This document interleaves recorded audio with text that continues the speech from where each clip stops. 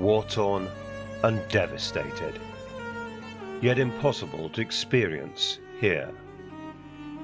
Grieving for Gaza have made it their mission to bring a few home truths back to the UK.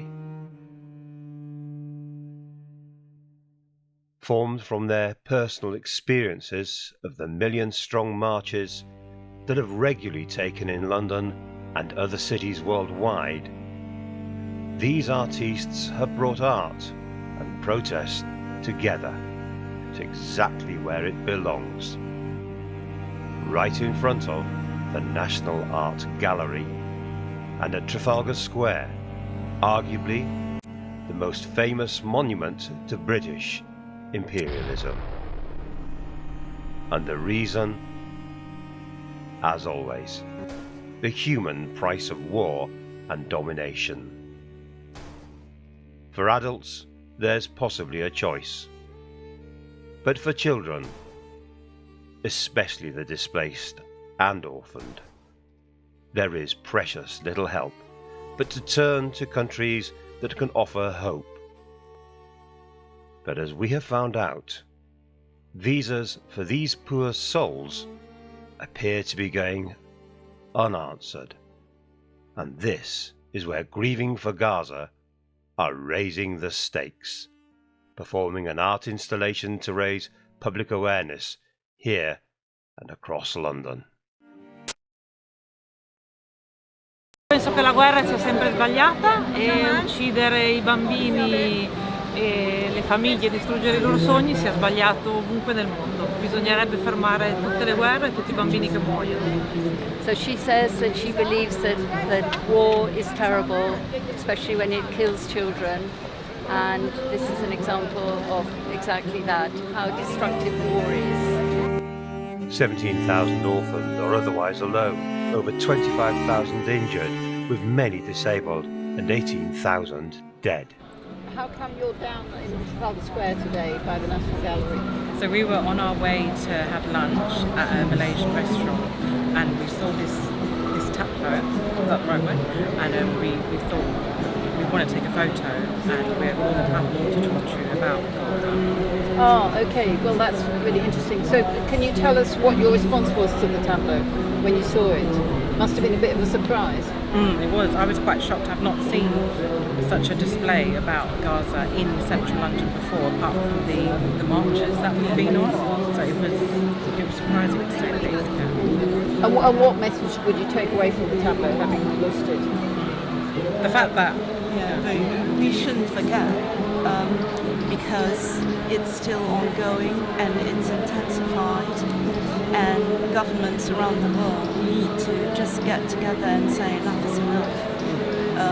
We've seen such destruction that's never been seen before in the history of mankind, and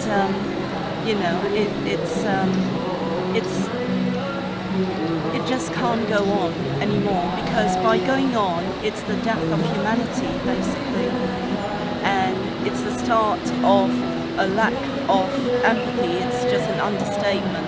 It's just killing for no reason, and the killing has to stop. The killing has to stop of children and innocent people who are just trying to live their lives, and the killing has to stop by the Israeli army as well, because if nobody condemns the actions of the Israeli army, then it's going to carry on. And it carries on because certain governments around the world, like the American government, actually supports the Israeli government. And the point we're making, particularly in this tableau, is that the UK government, that supplies weapons to Israel, is refusing to grant visas to badly injured Palestinian children who could come here for medical treatment. Do you have any particular views about the fact that we're not allowing in these children, when we did allow in a number of Ukrainian children? Yes, I didn't actually realise, and I think it's appalling, because why should your race set you apart from whether you are granted a visa or not? So. It's true. I was shocked. I thought all injured children were allowed to come in to receive some treatment here. I didn't realise that they were actually stopped from... I mean, what I heard this morning, long after we made the banner, is that there's a possibility that a small group of Palestinian children are going to be allowed to be brought in, and their relatives are going to be staying in Camden. I don't think it's confirmed, but it's looking like a possibility. Right. But of the numbers of applications that have been for children to come here, I believe it's a drop in the ocean. And many of the children for whom applications have been made, the funding had been raised. It wasn't going to be at the taxpayer's expense. It was going to be £500,000, £500,000 was raised to pay for the treatment. But still, the UK government, well, it doesn't actually refuse the applications. It just doesn't answer, which makes it much harder to challenge. You know, if they refuse, then the lawyers could go to court and ask for a judicial review. But when there's just no answer, the Home Office pretending they didn't get the application. It could be done. It's shameful of the UK government to do that, and considering it's a Labour government, I think it's even worse. Nobody expects a Labour government to take that stand. I think people just need to continue to write to their MPs and tell them why they're actually taking this view towards Palestinian children. Yeah, absolutely. Yeah. So are you protesters generally? You go on the marches? Yeah, we do.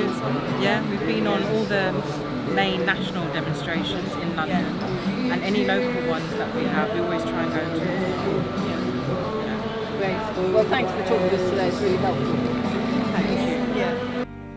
The work of Grieving for Gaza stands out with other compassionate humans across the globe. For now, the only hope for these children is you, the viewer. Thank you.